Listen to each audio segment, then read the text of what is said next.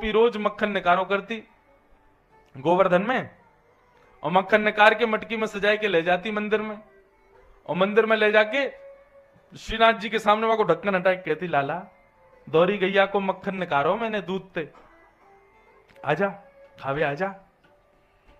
एक दिन आएगो, 2 दिन आएगो, 5-6 दिन आएगा, एक दिन जाके मैंने ठाकुर जी की, लाला मुझे लगे अब तुम्हें वो बल बचो ना है जैसे द्वापर में हो। द्वापर में तो गोपी निकारती तो कुछ सुगंधी आ जाती तो भग जा तो लेवे, मैं तो को आए के दिखाए के जाऊं कि मेरे घर में मक्खन धरो, तू आवे ही ना है। ठाकुर जी को महाराज माने आज चुनौती दे दी, बोले तो मैं ताकत हो तो लाला मेरे घर की चोरी करके दिखा। कुम्मन दास जी ठाकुर जी की राग सेवा कर रहे, इतने में श्रीनाथ जी बड़े दुखी से दिखाई दिए, तो कुम्मन दास जी ने गाते गाते पूछ ली, जय जय कहा हो, इतने उदास कैसे बैठे हो? बोले मुंह में पानी आ रहा हूं मेरे। बोले मुंह में पानी?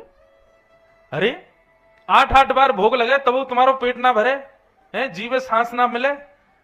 ठाकुर जी खाते ही रहो सुबह से शाम तक, उठते पट दूध पियो, उठते ही तो दूध पीवेंगे, लड्डू खावेंगे। यहां पे हमारे लिया सबरे नियम बना दिए, उठो। कुम्मन दास जी बोले 8-8 बार भोग लगाओ ठाकुर जी, तब भी तुम्हारी जीव है और पेट है, शांति ना मिले, अब काय को रसा रहो मुंह में।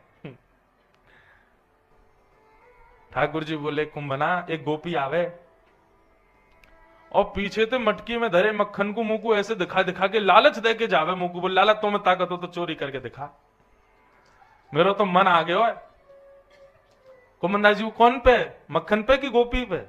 बोले ना गोपी तो बड़ी बूढ़ी है, वहां को मक्खन बहुत बढ़िया।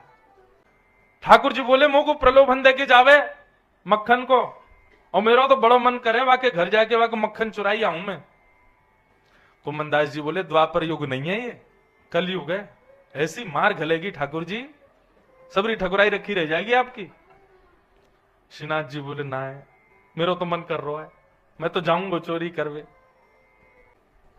कुम्मन दास जी बोले करनो कैसे है? बोले वो हम पे छोड़ दे, हम सब बता देंगे, योजना पूरी बनी भई है, बस एक साथी की जरूरत है, तू मिल गो मुंह को। कुम्मन दास जी बोले बड़ो बूढ़ो आदमी हूं भैया, मुंह पे चोरी फोरी ना हो गए। ठाकुर जी बोले तू मुंह पे छोड़ दे, बस फुर्ती रखी हो, सब करवा दूंगा मैं। कुम्मन दास जी बोले कैसे करना बताओ? बोले रात्रि में जैसी शयन आरती होए मंदिर की, शयन आरती के बाद गुसाई जी कपाट बंद करके चले जाएंगे, सोई पीछे की खिड़की पे आ जाइयो, और वह खिड़की से मैं उतर के तेरे कंधा पे बैठ के चल दूंगा। ठीक है। रात्रि में शयन आरती हुई, मंदिर बंद हो गया, गुसाई जी आदि परिकर सब चले गए मंदिर से, तब चुपचाप कुम्मन दास जी आए और आकर के मंदिर के पीछे जहां गर्भगृह है वहीं खिड़की के नीचे आके खड़े है गए। इतने में ही तो ठाकुर जी निकल के आए जंगला में से, कुम्मन दास के कंधा पे जाके बैठ गए। चल कुम्भना। बोले कहां को चलना? बोले सीधो चल। सीधे चल, आगे तो दाएं मुड़ जा। बोले हाँ सीधो चल, यहां तो बाएं मुड़ जा। कुम्मन दास जी बोले तुम कब है वाक्य यहां? बोले अरे वो सखी आके मुझको रोज मार्ग और बताई जाती कि मेरा घर कहां है, मुझको सब याद है। लाल जी लेके कुम्मन दास जी को पहुंच गए, और जैसे ही पहुंचे महाराज छींके पे मटकी लटकी, लाल जी कुम्मन दास जी के ऊपर खड़े गए। कुम्मन दास जी ने चरण पकड़ लिए।